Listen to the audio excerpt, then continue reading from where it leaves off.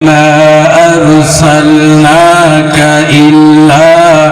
رحمة للعالمين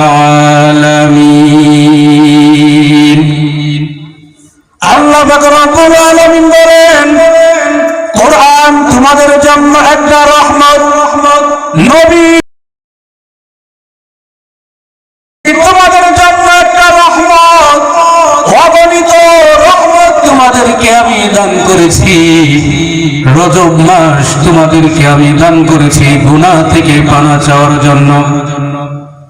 শাবান মাস তোমাদেরকে দান করেছি গুনাহ থেকে বিরত থাকার জন্য রমজান মাস তোমাদেরকে আমি দান করেছি গুনাহ থেকে বিরত থাকার জন্য আল্লাহ পাক রব্বুল আলামিন